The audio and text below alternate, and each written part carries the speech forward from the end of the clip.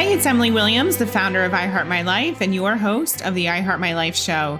This is episode 99, From Journalist to Course Creator with 35,000 units sold with Lucy Griffiths. Today, we're speaking to one of my previous clients, Lucy, all about her journey from being a journalist out in the field in some of the craziest environments and areas in the world to having a baby, trying to figure out her purpose, who she was meant to serve, what she was meant to do, lots of struggle in between, and then eventually becoming a rock star course creator and now having sold over 35,000 courses. So this is truly an inspirational story for anyone who wants to learn how to make money in their sleep. So let's dive in. Welcome to the I Heart My Life show, Lucy. It's been a while, so I'm so excited to have you here and catch up. Thank you so much for having me. Awesome. So I know a portion of your story, but I'd love for you to share a little bit more with the listeners because I just love how you have moved forward with your dreams, even though you're obviously a mom of a young son and there's a lot of other things that could have captured your attention or not let you go down this path. So why don't you take us back and share a little bit about the story behind the success? Sure. So probably rewind 5 years, and I was basically on maternity leave and really stuck. I was, feeding my young son and dreading the thought of going back to work. And I had had a 20-year career as a TV reporter, a journalist. I worked in amazing places. I got to witness history in the making. I covered everything from like Obama on Air Force One around China to the biggest life events, whether it's floods or tsunamis, or I covered the Iraq War, you name it, of conflict. I was on many red carpets with Angelina Jolie or Nicole Kidman or Hugh Jackman, big Hollywood stars. So I had this really fascinating career where I was able to get front seat at a major sporting events, global events, and witness history in the making. But at the same time, it took its toll on my life and I was exhausted. And so when I was pregnant with my son, I was covering the conflict in Ukraine and I was sort of taking my folic acid and basically dodging the Russian rebels who were taking people hostage and holding you in a ditch for a few hours. And I just didn't want that stress level anymore. And I thought, I really do not want to be having my child and doing this job. And I had to find something else to do. And so while I was feeding my son and on maternity leave, I started an Airbnb business.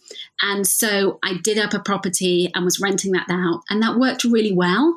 But it was boring. I was bored of the admin and kind of it worked on remote, and I hired a virtual assistant and that it ran itself. So I knew I wanted to do something else. And I'd already previously had a master's degree in coaching. I'd done that while studying. I was setting up a TV station in Iraq, and I basically did my master's degree of studying. It was kind of long distance and I could fly in and out. And so I did that, 10 years before. So at that point, I was then thinking, what do I do? And I wanted to do something around coaching. And I knew that I had to make it into a brand and a business and go online. And that's where I came across Emily. Hello, Emily. I love it. I have a few questions for you before we get into that part of the story. So I love how casually you said, I was taking my folic acid and I was dodging all these people. And so I totally understand that as a new mom, you wouldn't want to continue down that path. But it sounds like at some point prior, you had already discovered the world of coaching. You got that certification. So what sort of was your entry point into the coaching space? How did you know about coaching back then? What was it that really drew you to that work? So I read when I was 16, I read Feel the Fear and Do It Anyway by Susan Jeffers. And I sort of loved the personal development world. And I was really drawn to that space. And I remember there's a British life coach called Fiona Harold, and I took her book and I bought all these courses from her, and I took them traveling around the world when I went on a kind of 2-year adventure around the world when I was 22. And so I'd always had that kind of coaching element, and I continued with that, and I hired coaches at different points of my journey. And so when I was in Iraq setting up this TV station, I had basically moved there because I had spent 15 years working in Asia. I'd moved back to Europe for a guy, and things didn't work out. I was brokenhearted, and I was offered this opportunity to go and set up a TV station in Iraq. And I basically went to mend my broken heart.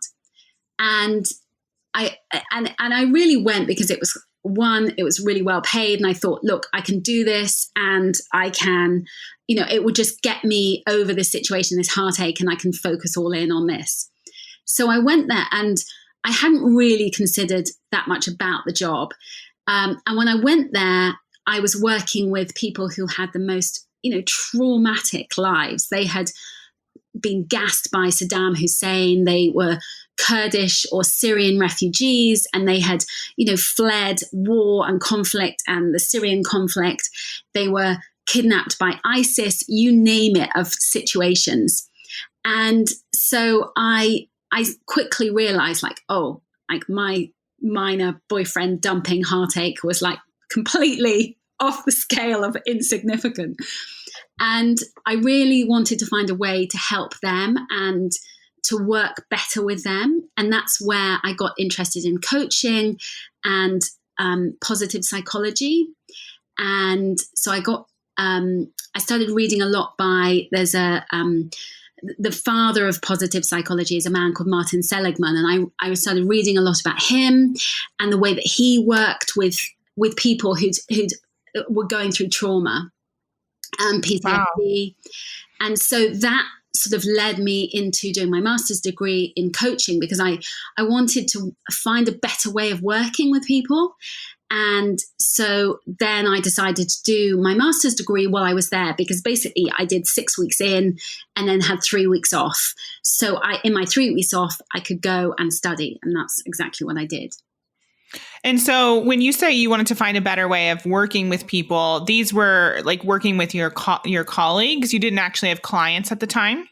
This was literally working with people in the TV station, my colleagues, and just coaching them, because I was having to train them. I was training them to set up a TV station. So I was working with these were people who had no experience in TV.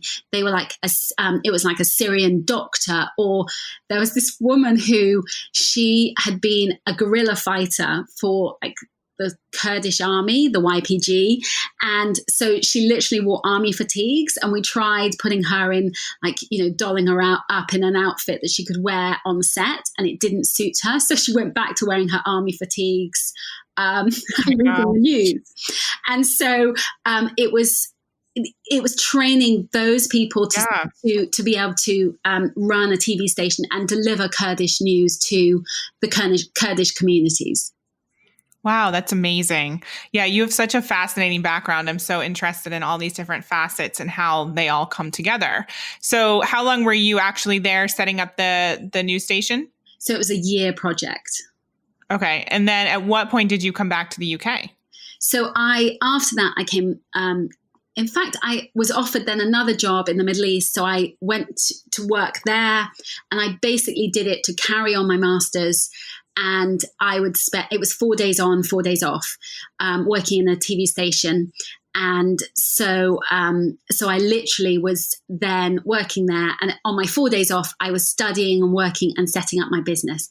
And that's when I started building my client base. And my client base mainly was journalists and aid workers who had post-traumatic stress and really felt stuck. They were sort of living similar lives to me, where it was very interesting and exciting, but it was, but they also kind of got burned out, because it's so exhausting to be living that high pace, full on life for a long period of time. Totally. And so you started to build up a coaching practice. Is that what you're saying? Yes. So just with really journalist clients and people in the TV station and then in the wider circle of friendships that I had.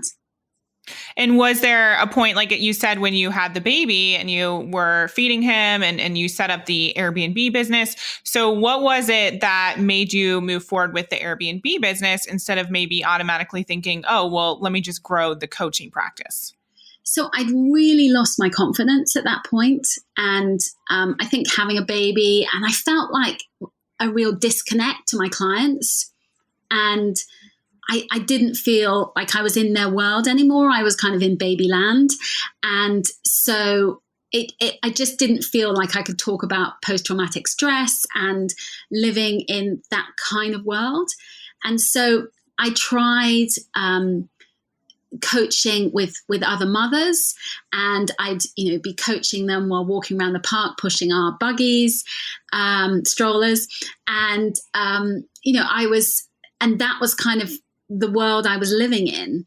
And I did that. And you remember this, that I started out in the sort of motherhood sphere of coaching. But I felt a real disconnect because obviously I'd, been a mother for like a year, and I had all this other life experience that I was kind of ignoring beyond that.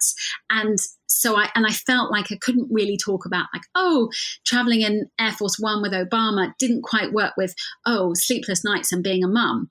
And so, it just, everything didn't gel together. And I really felt stuck of how to tell my stories and communicate a message in the online world because I had this disconnect. Yeah, no, I remember that so clearly. And, I love that you're sharing this, that there was this lack of confidence and also this lack of alignment that you felt during that time, because it was almost like you had this different life before the baby. And then it was like, how do you pair that with the current reality and feel confident about it and yet make sure that your clients relate to you? So there's a lot of emotions there. So when you found iHeart Coaching and our company, what were your goals or what were the reasons why you decided to move forward and get support in your coaching business?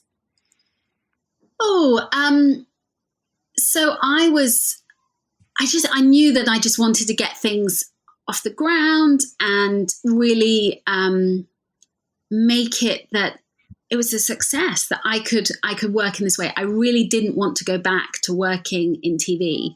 I either had an option of carrying on doing the kind of international journalism, which I didn't really want to do, or I would then be sort of sitting in a newsroom in London where people work 12 or 14-hour shifts. And I didn't want to do that either because I wouldn't see my child. And my husband worked crazy hours, sort of 14-hour days. And so I didn't want a nanny looking after my son. And also journalists pay, although it sounds like we have a glamorous life, actually my husband was earning like 7 times my income. So there was no way that I could say to him, oh, you have the baby and I'll stay and I'll go out to work. So, it was really me that was making the decision to say, okay, I've got to find a way that works for me and that I can be more hands-on. Yeah, I love that. And I think so many people listening are going to resonate with that. And I know when you started the program, like you said, it was very focused on helping moms. You had a mom Facebook group. The brand was geared towards moms.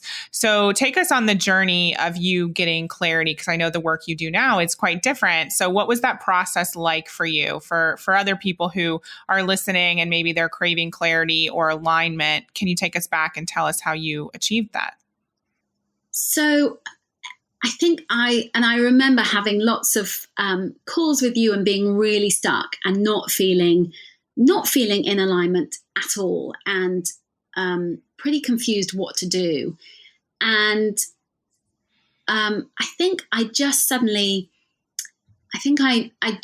once I'd finished the iHeart coaching program, and I think it was probably a good few months in, and I just suddenly was like, what am I doing? Like, why am I coaching mums when actually, all my knowledge and expertise is much more about video? And so I started at that point going all in on video. And I set up a course called Go Live and Thrive, and it was much more about doing Facebook Lives. And that was kind of the starting point. And I also was then doing video production for people. And that worked well. I had lots of clients and I was doing lots of video production. But again, video production, so coaching people and video production is really full on, because the video production, there's lots of edits and re-edits, and it's very labor intensive. And so if you're hiring a crew and then you're having to make constant re-edits, even if no matter how good you are at forecasting how much a particular project is going to cost and then how much you're going to charge the client, you can't forecast how many times the client is going to want to re-edit. And so very often I was basically just not making any profit, or just scraping by with a small amount of profit, even though I'd really forecasted and thought about this. And my husband's much better with numbers than I am. And he was kind of doing that as well for me. And so I was like, okay, I'm working a lot and I've got lots of clients, but I'm not actually making that breakthrough in the way that, so it appears like, I'm bringing in lots of revenue, but actually there's not enough profit there. And so, yeah, that's so interesting. I think I just want to take people back, because I remember that point in time where you and I were talking about this previous life and all the experience that you had and how you could kind of weave that into the work. And I remember even in the program that you were a part of with us, you were on video, you were being vulnerable, you were showing up, and, a lot of the other women were taking notice and asking, how does she do that? And you saw an opportunity to really support people in putting themselves out there. And so first, I just want to champion you, because I know that sometimes people are hesitant to try something new, or, just to test certain things or certain avenues that they might feel called to go down. And I think we have to give ourselves more permission to get our feet wet and to really expect some trial and error when it comes to a new business. Absolutely. And I think the more that you pivot, you have to, and be prepared that, I see so many people where I see them, start out with particularly, the whole mum coaching thing, because you sort of see lots of other mums and you think, okay, I can do that. But I have to say, and I know, if I think of 4 coaches that I sort of started with who were mum coaches, none of them do it now. And the reason why is because there's very little money in it. And, because mums basically, if you're on maternity leave, money is tight and you have to ask your husband or your partner. And, there's lots of other bills and baby stuff to buy. And so, I think, that go back to what you actually do. And so often I see this with people where the thing that they're good at is staring them in the face and they don't recognize they're doing it. So I can think of many examples where somebody is, they start off and they were like an actress or something like that in their previous life.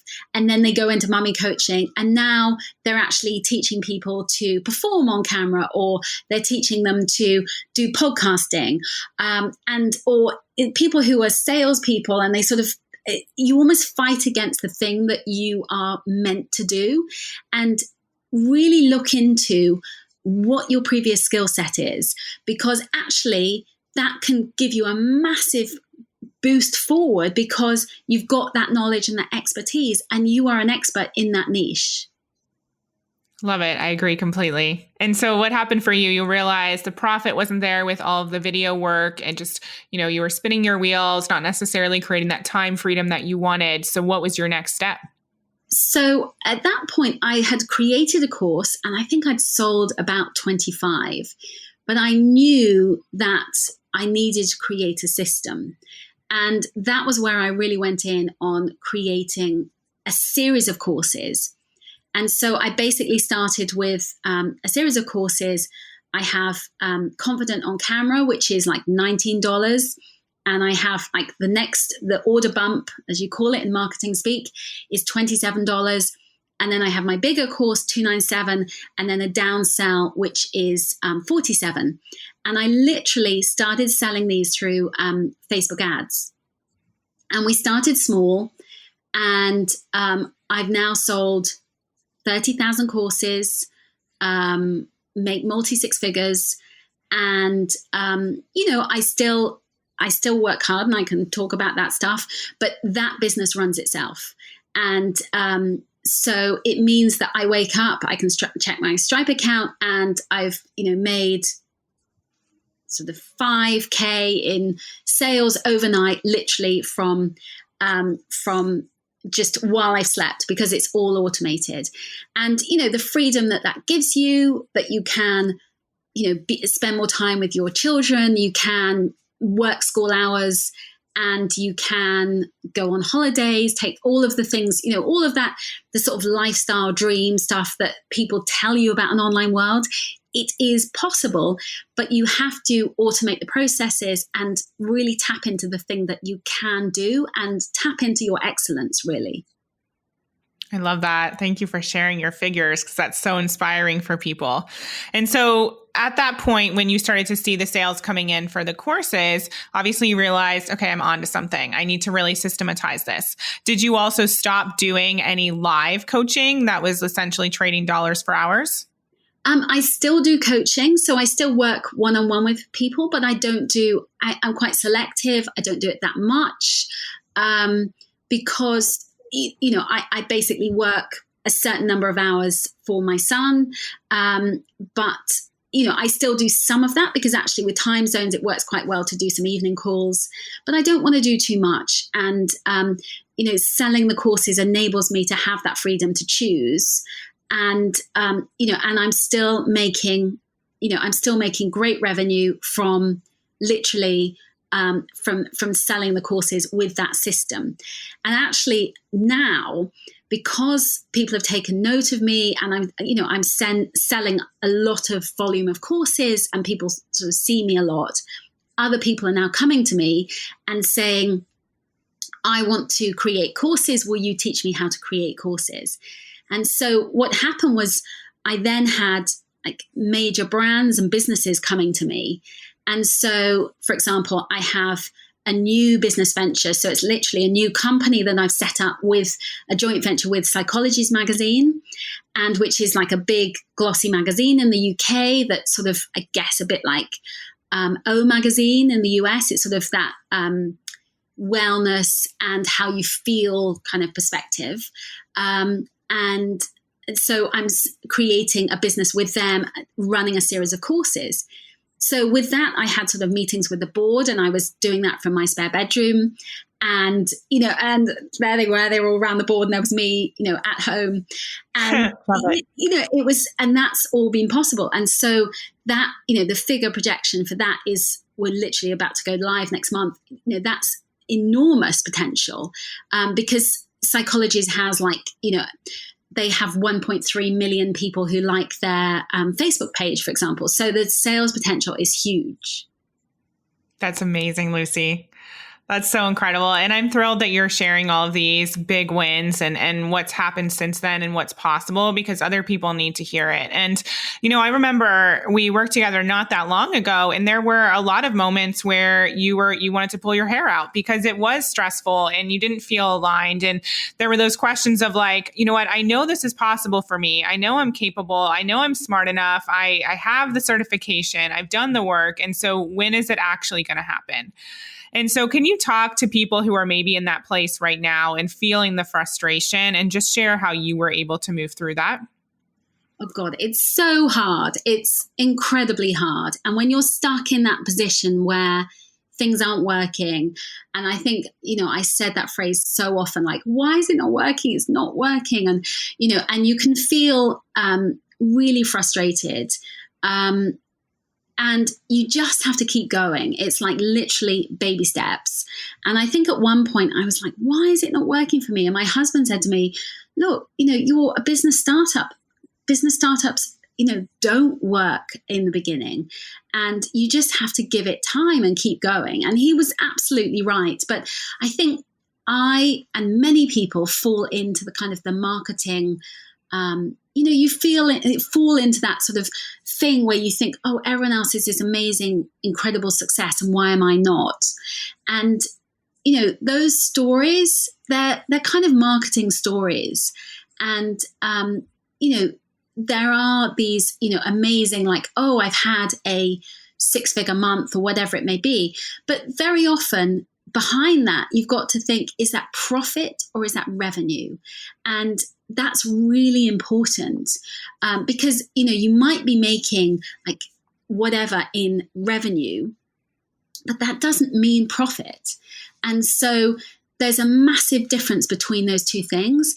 And the more that you can get clarity around that, the better you'll feel, because, very often people are using kind of marketing glossy numbers, and the reality is very different.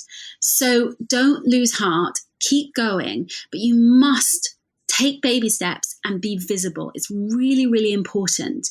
And the ways that you can do that, be really focused on getting your message out there.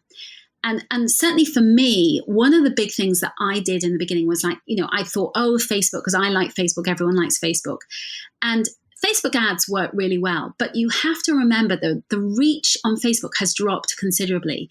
So if you're not getting the results that you want from Facebook, if you're not getting the engagement on your business pages, on anything that you post, look at other platforms. And it might be it's Instagram, but also consider things like YouTube, which if you play the YouTube game right, people will find you through search.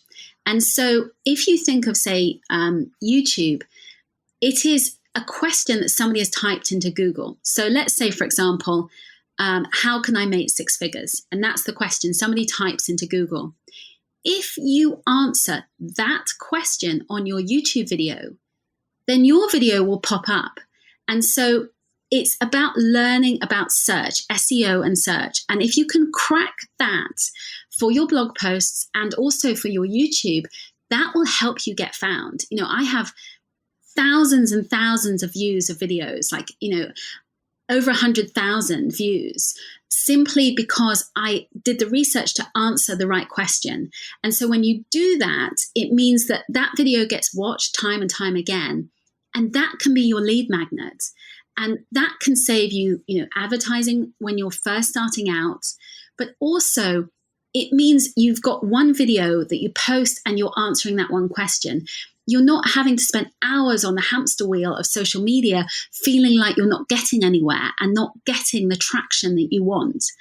And when I realized that was a massive game changer for me. And, I just was like, right, I'm going all in on YouTube and Pinterest. And, I was getting like 1 million views on Pinterest every month.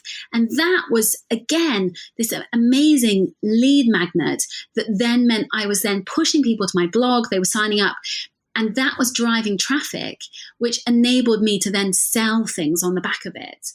So, I think be smart about what is going to work for you and what works best for your business. Don't just you don't have to follow everyone else where they say, oh, go use Facebook or go use Instagram.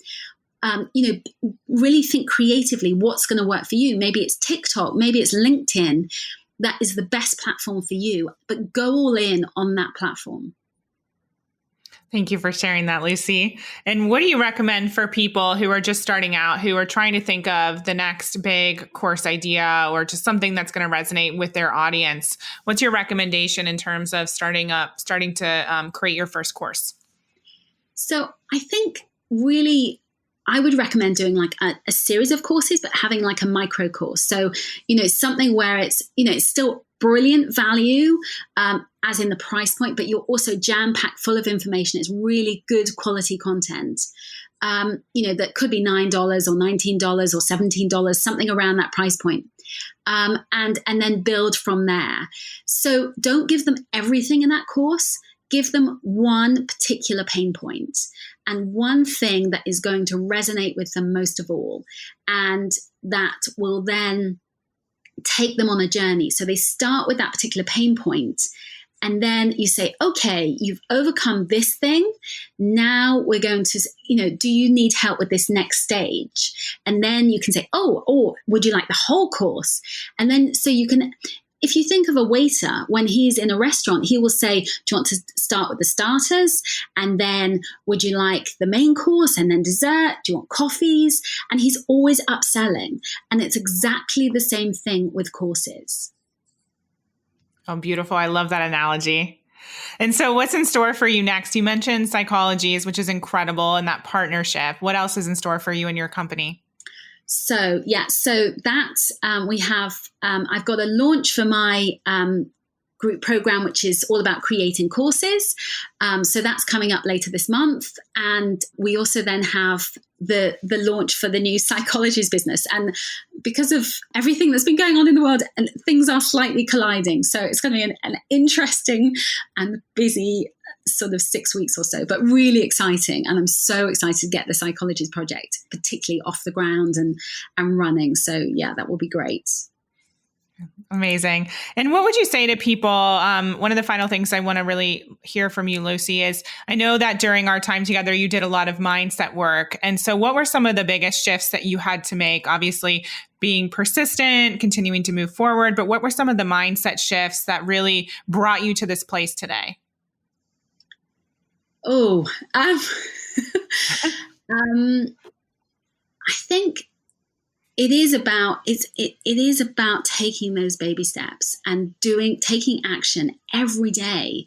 And even on the days where you feel like it's not working, you feel frustrated and you feel like, why is everyone else succeeding and you're not? Which I get it. I've been there. You have to, one, remember that it's, when you actually look at it, is it just marketing or is it reality? And two, just, you've got to keep going. And so that might mean go to a yoga class, go for a run, go do something, but then take action. And I think and this is one of the benefits of when you've got kids, that you only have these limited pockets of windows. So set a timer and it's for 20 minutes or it's for an hour, and just cram in everything you can do. I know certainly before I had kids, I was someone who, I could spend hours making it perfect and being on Google, choosing, just get it done. And done is better than perfect, which is so Emily's phrase. I'm sure I got that from somebody else. It rings a bell. But yeah, it's one of my favorites. It's definitely a motto I live by as well. Thank you, Lucy. And final question that I ask all of our guests on the I Heart My Life show. What's one way people can create a life that's better than their dreams? Automation. And what I mean by that is courses or digital products that enable you to share your knowledge again and again and again. And when you do that and you set up the systems and the processes that go with it, this can be life-changing. As I've talked about today, you can literally set up these systems and processes. And once you've done it, you can do it for other businesses, and you can do it for multiple products and multiple income streams that can absolutely change your life. Beautiful. Thank you. Well, I appreciate you, Lucy, and I'm so grateful that you've shared your story and been honest with us and just showed us what's possible when people keep moving forward and really focus on what's right in front of them and what their strengths are and what they have to offer the world, and keep it simple. And like you said, make it automated. So thank you so much for your time. I hope you loved today's episode. I think Lucy's story is so inspirational and a reminder that truly anything is possible. If you liked today's episode and you love the show, we ask you to share it with somebody who needs it. We are always welcoming new members. And of course, we'd be honored if you'd pass on our website, iheartmylife.com, for all of those women who know they are meant for something big and are ready to get their gifts and talents out in the world. Thank you for listening to the I Heart My Life show. For more inspiration, success tips, and ways to achieve your life and business goals, definitely follow me on Facebook and Instagram on I Heart My Life Now. See you next time.